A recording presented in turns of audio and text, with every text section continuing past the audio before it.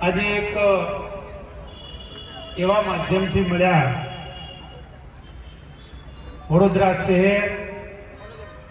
વડોદરા જિલ્લા દ્વારા આયોજિત અને વિહોતર ગ્રુપ ઓફ ગુજરાતમાંથી વિહોતર ગ્રુપ ઓફ ઇન્ડિયા બનાવવાનું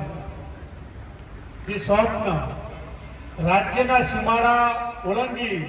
અને રાષ્ટ્રની સેવા માટેનું કામ કરવાનું જે સૌભાગ્ય આપણે આજે પ્રાપ્ત થયું છે એવા મંચ ઉપર ઉપસ્થિત આપણી ગુરુગાદી આખા ભારત વર્ષની રબારી સમાજની ગુરુગાદી જેમના આશીર્વાદથી ગોકુળભાઈએ વાત કરી પરમ પૂજ્ય ધર્મ ધુરંધર શ્રી 1008 શ્રી કનીરામદાસજી બાપુના આશીર્વાદથી આપણે શરૂઆત કરેલી વાળીનાથથી શ્રી બળદેવગીરી બાપુના આશીર્વાદથી કાસવા ગોગા મહારાજના ભુવાજી પરમ પૂજ્ય ધર્મરત્ન રાજા બાપાના આશીર્વાદથી આ વિહોતર ગ્રુપની જ્યારે શરૂઆત કરી અને આજે પણ વડવાળા દેવના આશીર્વાદ આપવા માટે આપણા યુવા કથાકાર પૂજ્ય શ્રી મહાવીરદાસ બાપુ આપણા બધાની વચ્ચે ઉપસ્થિત રહ્યા છે એટલે આપ સૌની વતી એમનું હૃદયના ભાવથી હાર્દિક સ્વાગત કરું છું. વિહોતર ગ્રુપ ઓફ ઇન્ડિયાના આ સ્ટેજ ઉપર એમનું હૃદયના ભાવથી સ્વાગત કરું છું. વિહોતર ગ્રુપ ઓફ ઇન્ડિયા લખાઈ ગયું, વિહોતર ગ્રુપ ઓફ ગુજરાતમાંથી વિહોતર ગ્રુપ ઓફ ઇન્ડિયા બન્યું અને વિહોતર ચેરિટેબલ સંચાલિત છે. વિહોતર ચેરિટેબલ ટ્રસ્ટ બનેલું છે આપણું અને એના માધ્યમ થકી આપણે કામ કરીએ છીએ અને વિહોતર ચેરિટેબલ ટ્રસ્ટનો આખા ભારતભરમાં કામ કરી શકીએ એ રીતનું અમારા અશ્વિનભાઈએ આખી ટીમે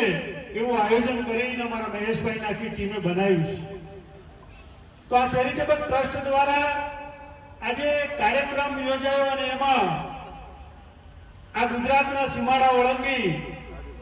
અને રાષ્ટ્રની સેવા કરવા માટે ભારત દેશના જે રીતે આપણે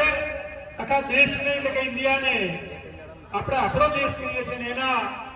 અધ્યક્ષ તરીકે રાષ્ટ્રીય અધ્યક્ષ તરીકે મારી નિમણૂક કરી એ વખતે સમગ્ર ટીમનો હૃદયથી ખૂબ ખૂબ આભાર વ્યક્ત કરું છું કે આપે આવું મહાન સૌભાગ્ય મને આપ્યું અને મને સાંભળ્યું એટલે હૃદયના ભાવથી શુભેચ્છાઓ. આપ સૌનો હૃદયથી આભાર પણ વ્યક્ત કરું છું. સાથે સાથે આ મંચ ઉપર ઉપસ્થિત બાપુની સાથે પધારેલ સંતશ્રી અને આપણા વિહોતર ગ્રુપના સલાહકાર પૂર્વ ડીવાયએસપી માન્ય શ્રી એચ.એસ. રબારી સાહેબ, આપણા વિહોતર ગ્રુપને હંમેશા અમારી સાથે કબાડી કબો મેળવીને ચાલ્યા છે એવા ભુવાજી અને ખૂબ એક્ટિવ સારું કામ કરી રહ્યા છે એવા ચેતનભાઈ ભુવાજી,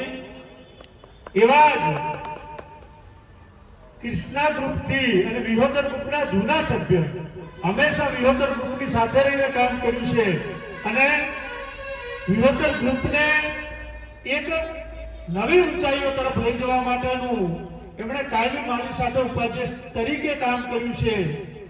એવા ભાવનગરના રહેવાસી અને અમદાવાદને કર્મભૂમિ બનાવનાર એવા ગોકુળભાઈ કરમટિયા જે ગુજરાત પ્રદેશના અધ્યક્ષ તરીકે નિમણૂક થઈ એટલે ખૂબ ખૂબ અભિનંદન અને સાથે સાથે ખૂબ ખૂબ શુભેચ્છાઓ મારા તરફથી. એની સાથે મારી રાષ્ટ્રીય ટીમમાં મેં એમને ભુવાજીનું કીધું અમારા એવા હંમેશા અમારે ગોકુળભાઈને જ્યારે જરૂર પડે અને ત્યારે હંમેશા અમારો સાથ આપતા હોય, અમારી દરેક બાબતમાં સ્ટેજ ઉપર નહીં પણ સામે બેસીને કામ કરતા હોય એવા અશ્વિનભાઈ દેસાઈ, એવા જ અમારા